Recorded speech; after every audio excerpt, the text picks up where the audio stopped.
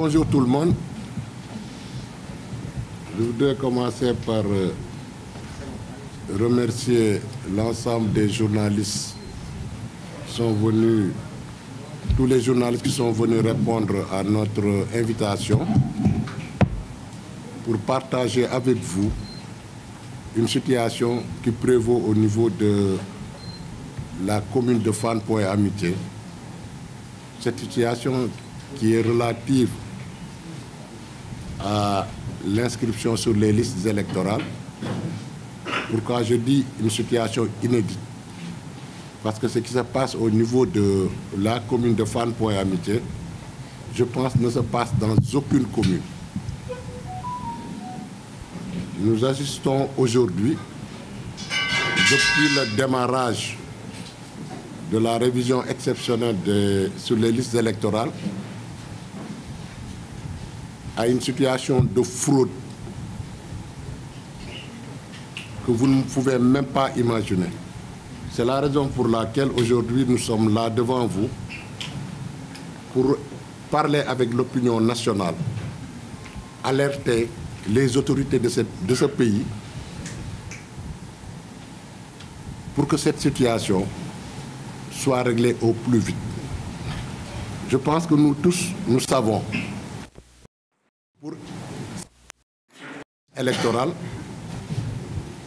je pense qu'il faut être d'abord sénégalais, avoir une pièce d'identification,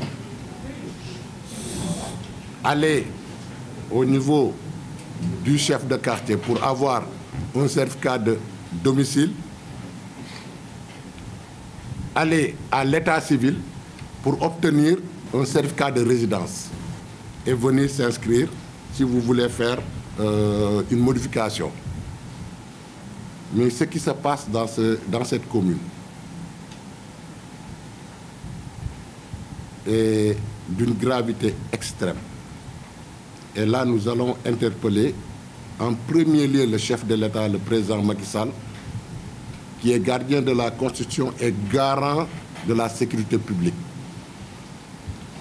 Ensuite, nous allons interpeller le procureur de la République, interpeller le sous-préfet qui est représentant de l'État dans la commune de Fann Point E Amitié. Qu'est-ce qui se passe? Depuis l'ouverture du centre, nous assistons à une situation extraordinaire.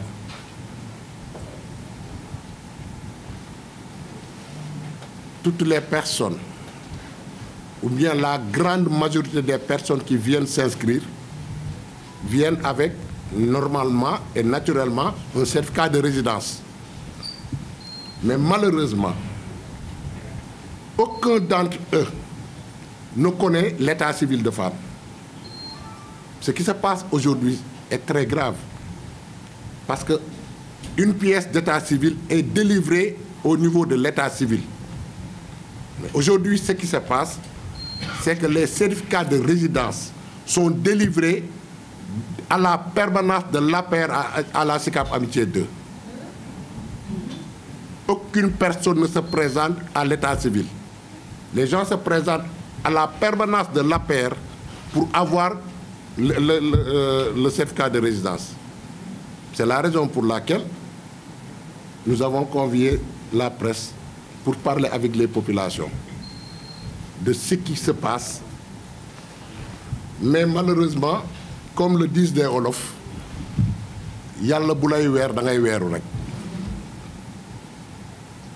Malheureusement, ils ont mobilisé des jeunes au niveau de la permanence pour remplir les certificats de résidence. Et puisque ces jeunes ne savent pas comment remplir les certificats de résidence, ils font beaucoup d'erreurs et ils sont tombés dans leur propre piège. Nous avons laissé faire pour avoir des preuves. Parce qu'une accusation aussi grave, personne n'ose de faire sans avoir de preuves. Nous avons laissé faire pour avoir des preuves. Aujourd'hui, ces preuves, nous les avons. Et c'est la raison pour laquelle, au sortir de cette conférence de presse, nous allons prendre des mesures toute l'opposition confondue, nous allons prendre des mesures politiques, nous allons prendre des mesures administratives, je vais prendre moi des mesures administratives et nous allons saisir le procureur, nous allons porter plainte. Parce que toutes les personnes qui sont ciblées dans cette affaire doivent répondre à la justice. Parce qu'une pièce d'état civil ne peut pas être délivrée dans un siège de parti.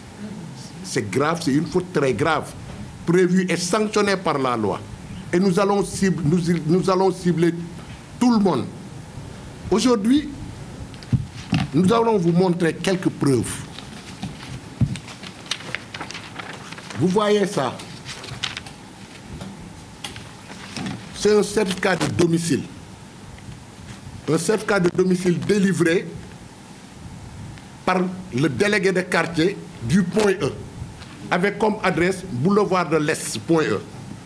La même personne a un certificat de résidence avec adresse Amitié 2.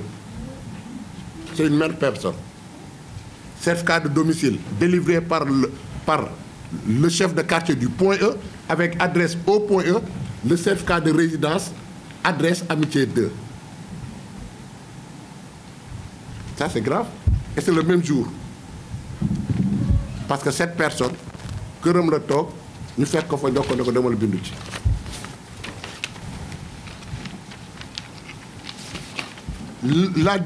L'autre preuve que nous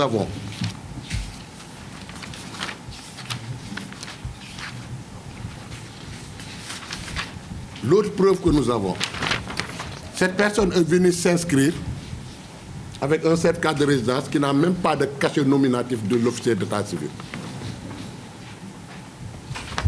Ce jour-là, nous avons des témoins, parce que je pense que la Sénat était là-bas pour faire sa ronde. La SEDA était là-bas.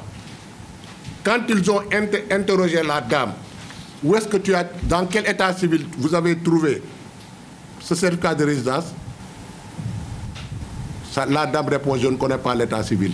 Diou moo ma ko jox.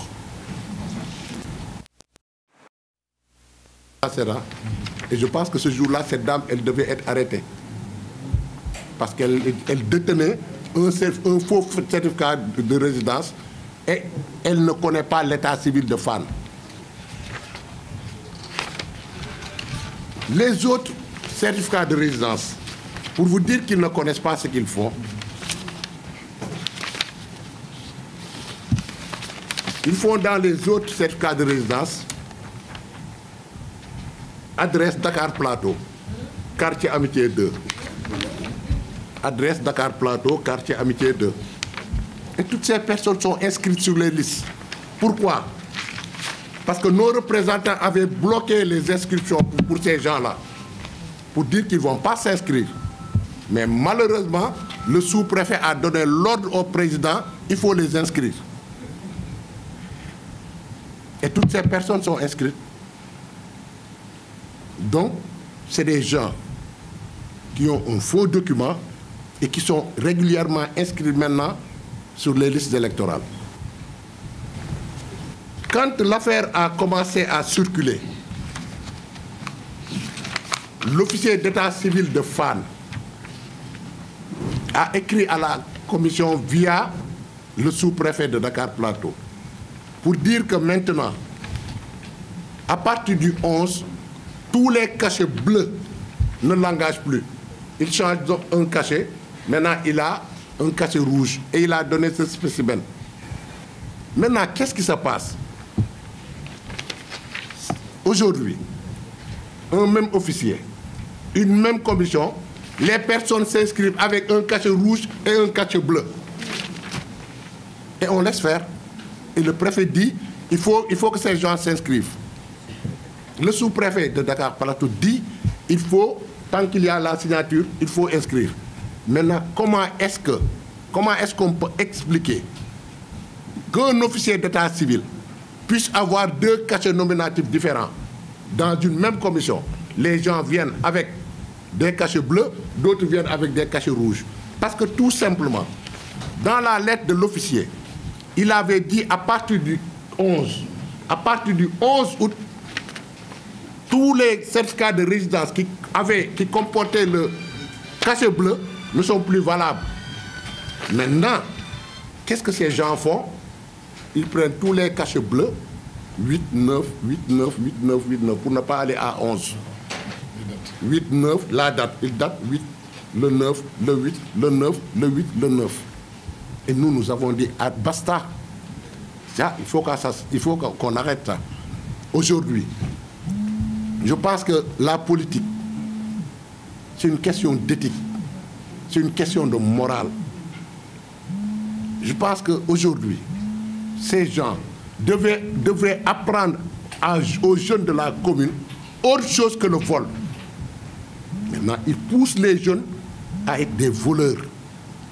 Parce que quand vous prenez des jeunes, vous les logez dans une permanence, ils n'ont aucune chose à faire sinon de remplir. Maintenant, nous,